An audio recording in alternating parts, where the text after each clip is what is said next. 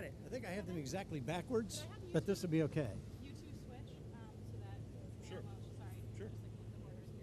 Just like the borders here. We got another representative. Kathy Casters. Okay, so we have John Brogan.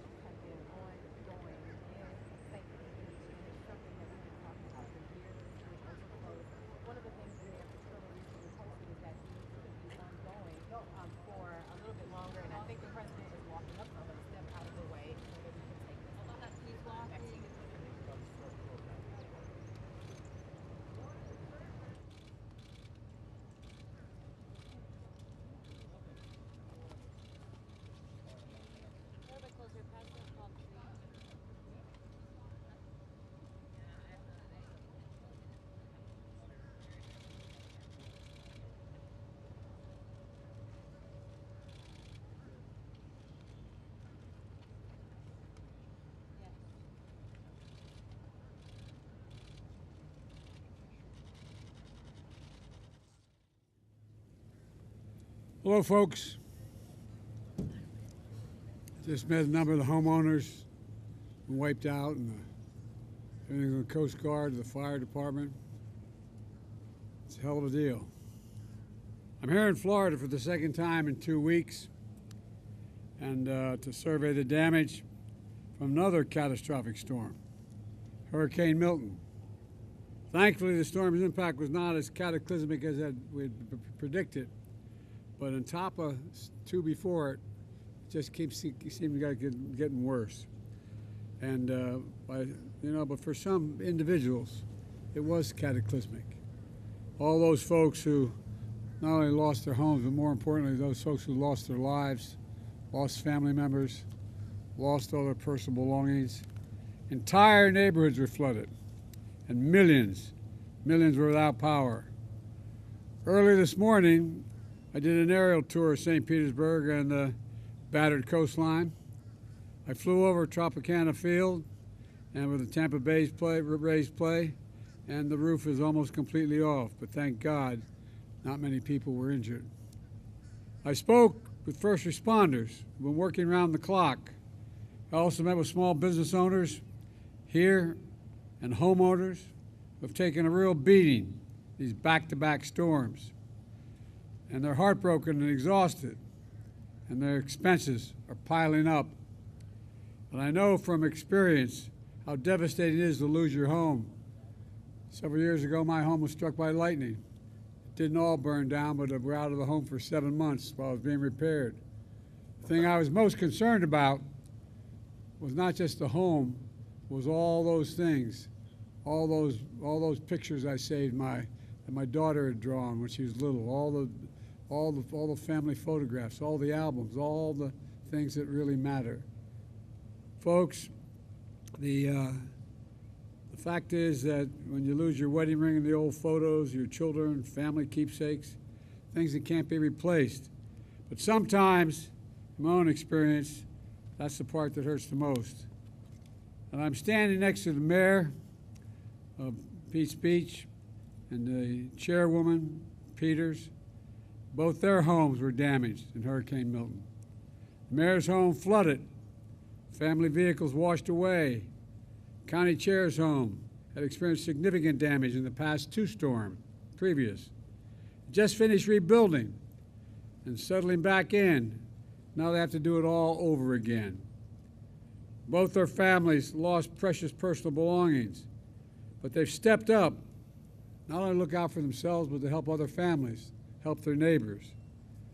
You know, that's the resilience of the people of West Florida. I want to thank them and all the public officials who've suffered consequential losses because of the storm, but who are out there doing things to help other people who had serious losses. It matters. The American people should know the sacrifices they're making. You know, they've been steadfast partners as well. We've been in frequent contact. And it's in moments like this we come together to take care of each other, not as Democrats or Republicans, but as Americans. Americans who need help, and Americans who will help you if you were in the same situation. We are one United States, one United States. I also came here to talk about all the progress we have made together. This is a whole of government effort, from state and local to FEMA to U.S. Coast Guard, Army Corps of Engineers, the Energy Department, Environmental Protection Agency, Department of Defense, just to name a few.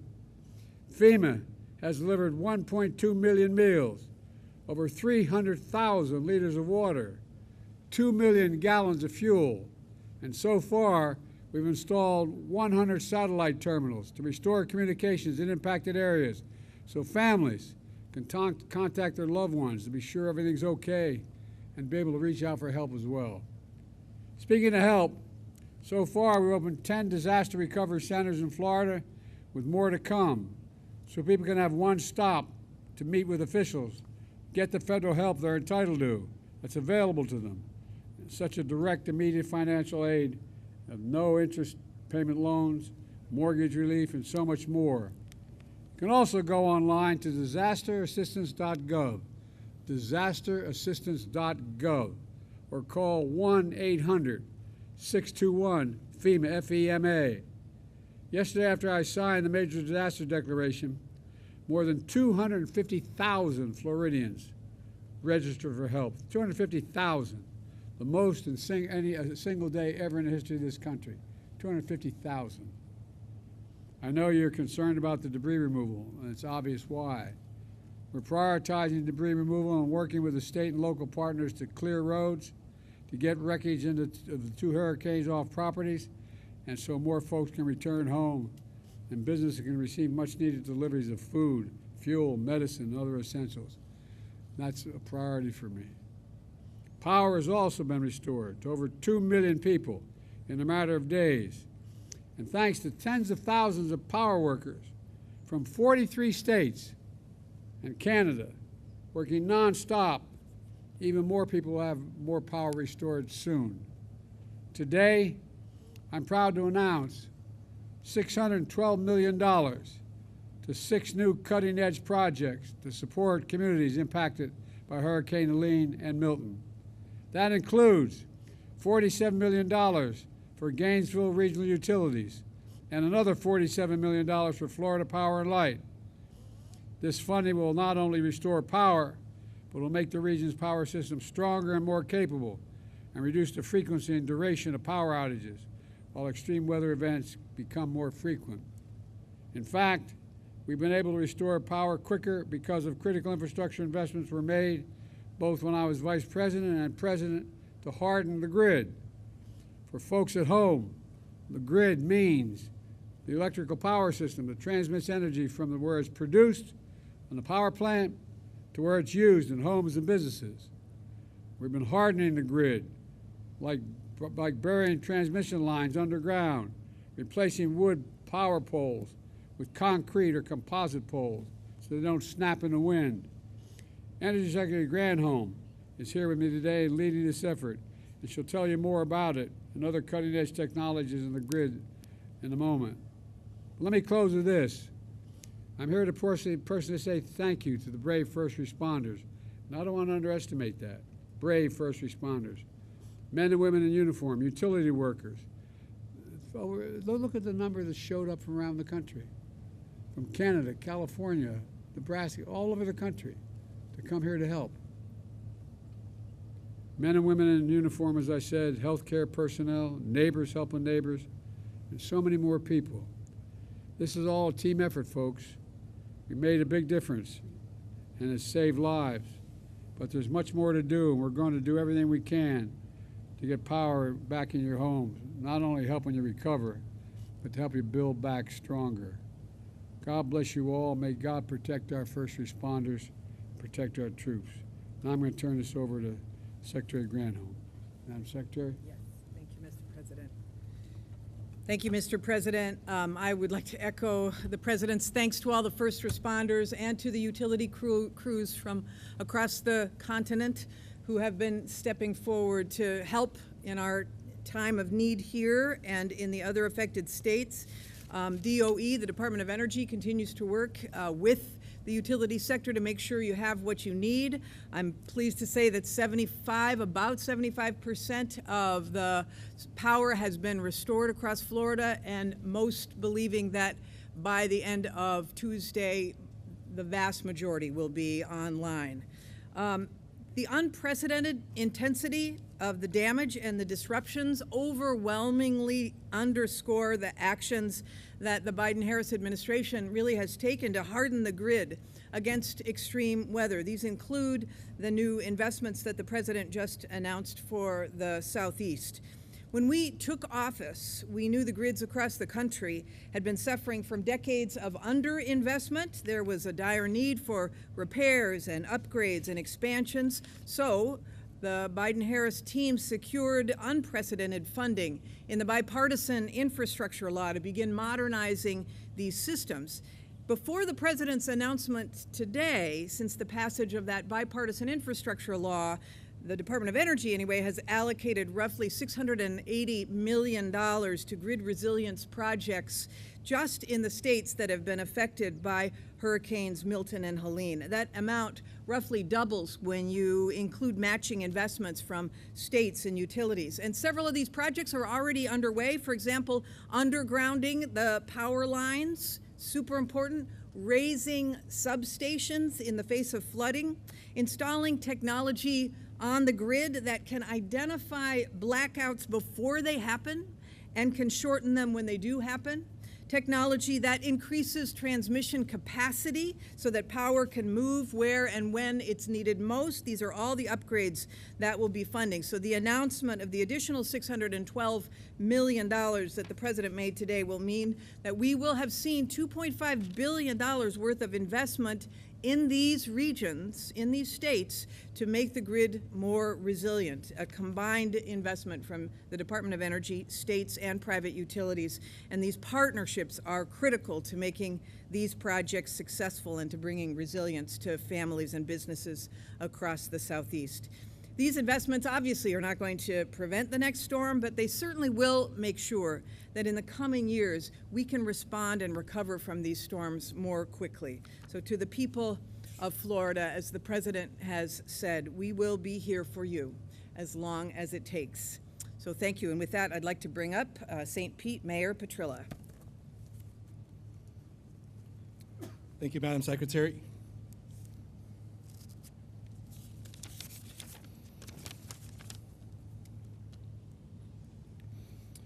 Mr. President, we want to thank you for coming here today to see the devastation and the destruction with your own eyes.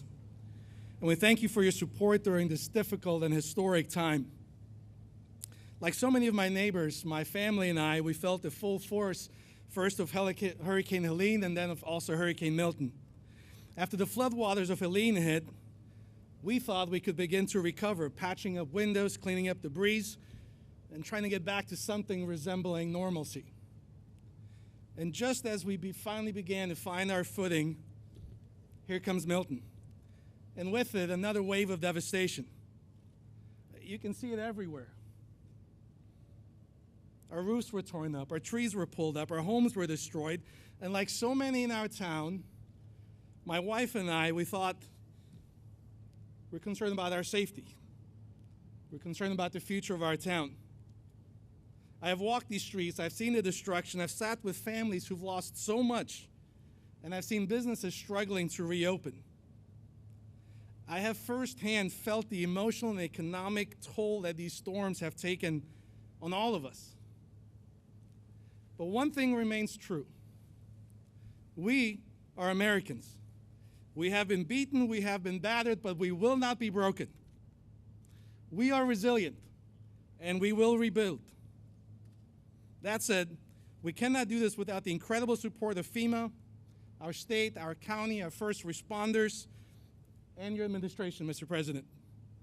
The resources that you have helped provide for us have been a lifeline to my family and to our community, to our neighbors. And on behalf of all of St. Pete Beach, you have our sincerest gratitude. Yet we know that the road to recovery is long. And today I'm asking for your continued support to help bridge the gap between where we are today and where we want to be, where we need to be in the future. We need help to rebuild our infrastructure, revive our businesses, and provide critical assistance to the families who are still picking up the pieces of their lives. The urgent needs are clear. We need economic relief, we need continued federal resources, and we need a path forward to ensure that our community and all other communities, all other cities who were devastated just like this town can emerge stronger than ever before. Together, with your support, Mr. President, we can and will rebuild. Thank you for standing with us. Chairman Peters? It's very good to be here, and I love to see all our first responders. You've done an outstanding job. I'm Commissioner Kathleen Peters with Pinellas County, and I can tell you that the county is working diligently to get our water running, to get our sewer systems back up and running, and we're with Duke Energy, following them along to cut down the trees to make sure that they can get our power grid up and running in a collaborative effort. We've worked diligently and closely with the state, and I cannot thank our governor and our state officials enough. They have done an amazing job to help us with removal of debris, with bringing resources in to get the port open so we can get gasoline and get all of our businesses up and running. I've spoken with the president and his staff, and they are working tirelessly to send assistance, and I am very, very grateful to the way the president has responded. I think he has done an outstanding job in this situation, and I am truly, truly grateful. I'm hopeful. I sent a letter to the state, which will then go to the White House, asking for just, at a minimum, there's quite a few things we asked for, but at a minimum, to merge the two storms. Can you imagine if we had to separate our debris? This is Helene debris, and this is Milton debris. There's just no possible way that we would be able to do that effectively and efficiently. And by merging the two storms into one disaster will help expedite a lot of red tape to make this much quicker a recovery. So I'm looking forward to that announcement that will happen. The ones I want to thank the most are my neighbors, my first responders. Neighbors have been helping neighbors. As the president mentioned, I too had 4 feet of water in my home, and I lost all my personal things and my clothes and my memories. But what has been outstanding is every neighbor helping other neighbors. The kindness that has poured into this community has been amazing and overwhelming. It makes us so proud to be American. American has always been strong, and this is just an example of the resilience and the strength of every one of our residents in our community. And I am so eternally grateful for every one of my neighbors, every one of my police officers and fire and EMS personnel.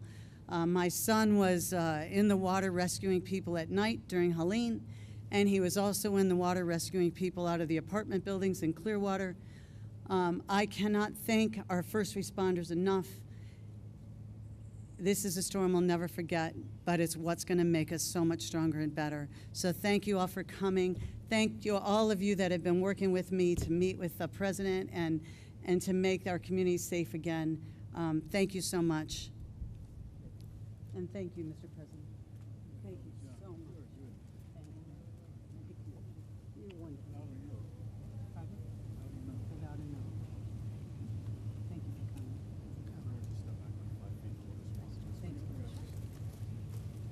Okay, somebody has my purse. All right, right this way, sir. Who has their purse? We'll find it, sir. find We'll find it. All right, that's a national emergency. Well, I know I'm going into the cars with you, so we'll find it.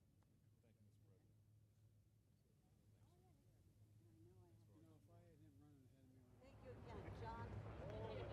Thank you again. Thank you so much. You're awesome. If you need anything. You're awesome.